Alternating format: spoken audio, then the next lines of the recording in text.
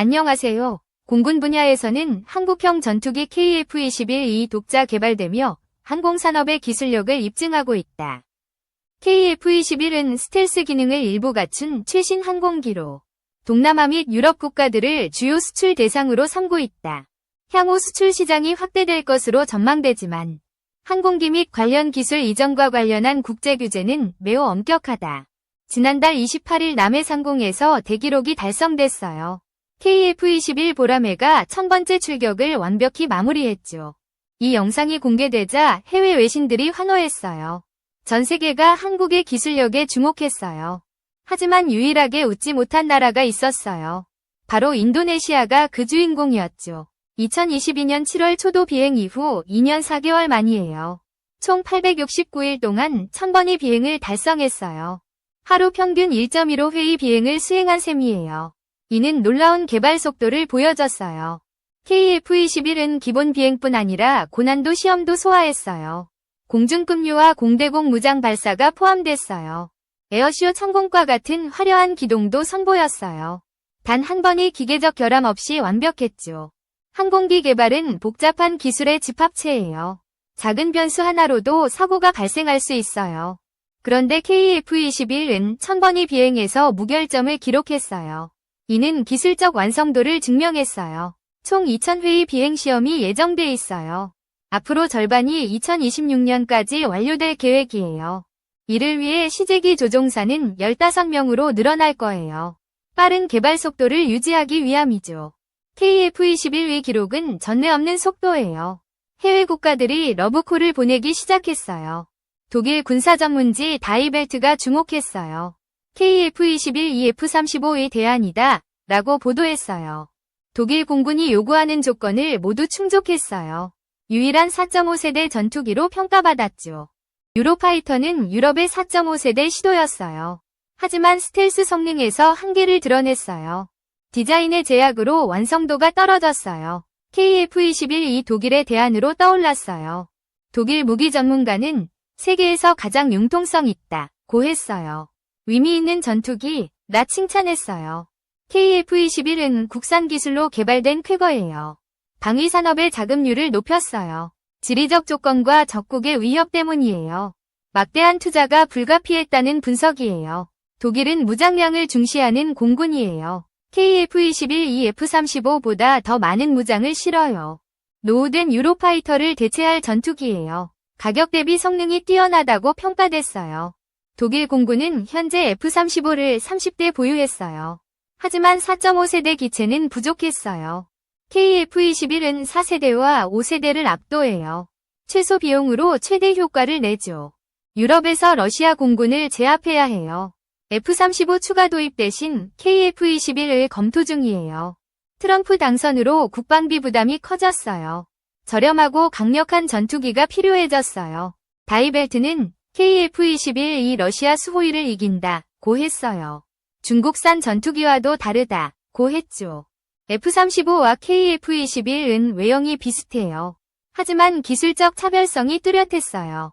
F-35는 단발 엔진을 사용해요. KF-21은 쌍발 엔진으로 설계됐어요. 단발 엔진은 고장 시 추락 위험이 커요.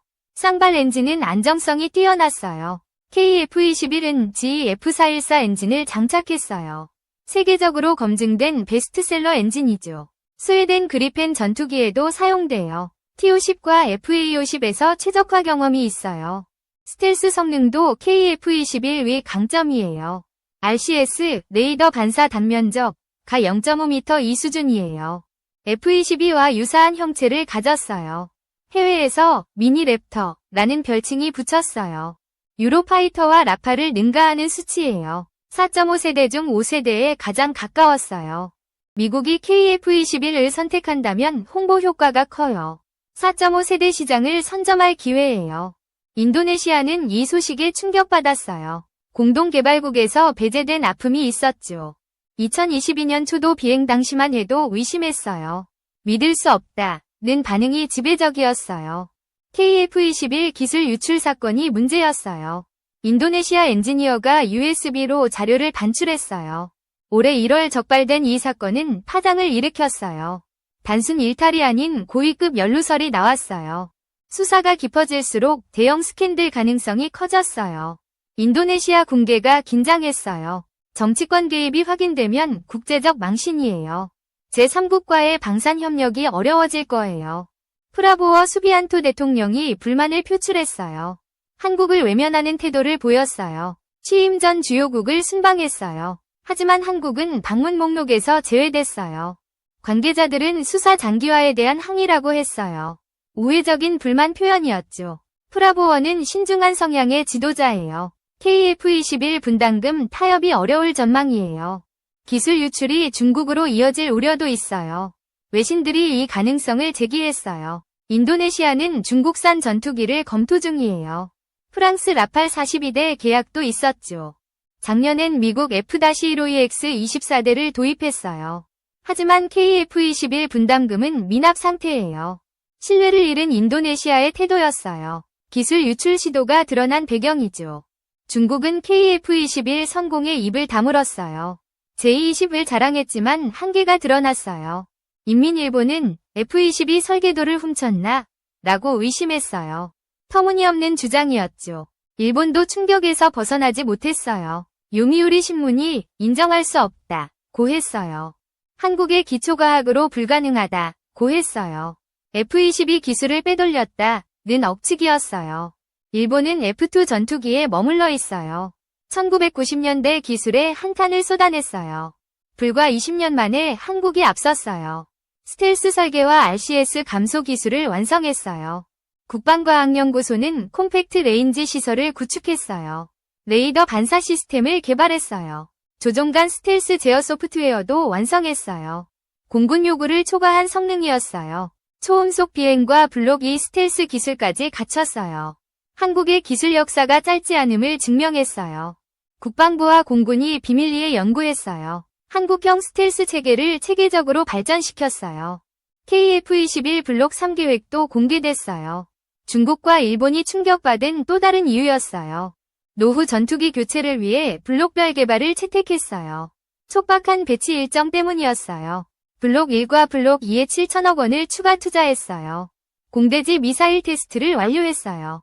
블록 2는 곧 초도 생산에 들어가요. 스텔스 버전으로 진화할 계획이에요.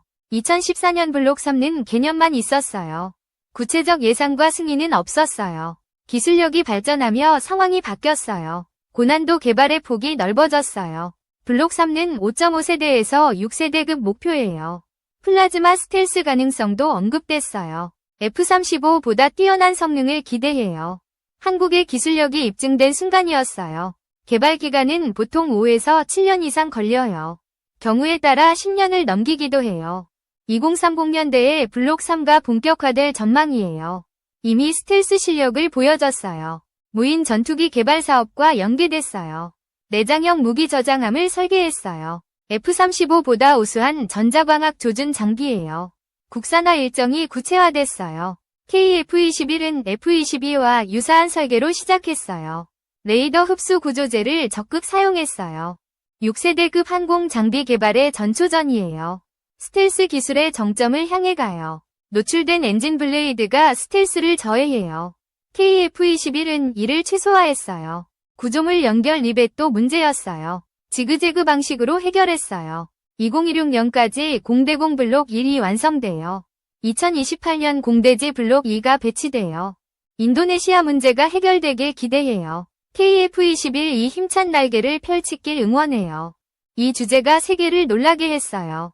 여러분의 생각은 어떠신가요?